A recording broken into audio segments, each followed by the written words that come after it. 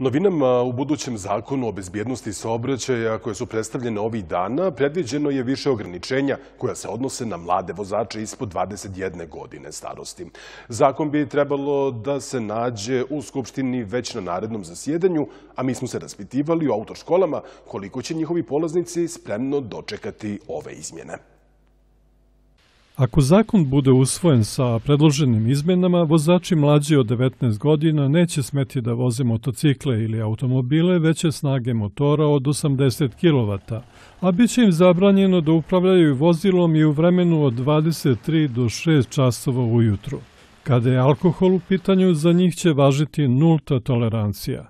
Vozači 17 godina koji polažu vozački ispit čekat će probno do 21. godine. U stvari, imat će probno do 21. godine. Oni koji polože sa 18 također, a sa 19 i više godina, znači 2 godine da njih prva dozvola. Mislim da je to dosta malo. Ovo što se tiče aspekta bezbednosti, to je dosta dobro. Ali utiče na mlade ljude, pogotovo, na primjer, kod zapošljenja.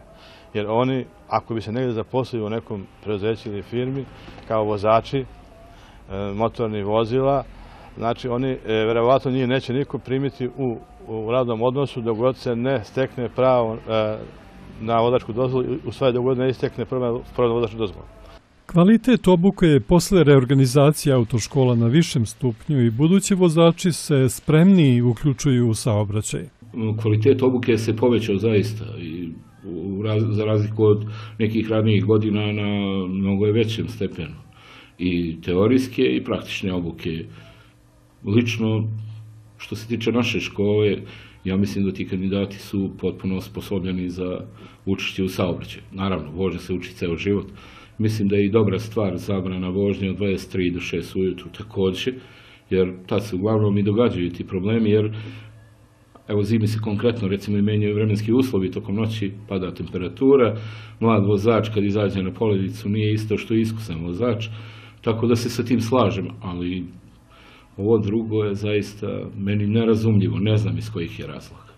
Predložene izmene zakona posledica su veoma loše statistike na putevima Srbije, gde čak četvrtina svih poginulih vozača čine mladi od 18 do 30 godina. Zato su pooštreni i propisi koji se odnose na probne vozačke dozvole, pa će je oni koji polože posle 19. godine imati 2 godine, a mlađe od 19 vozit će sa njom do navršene 21 godine.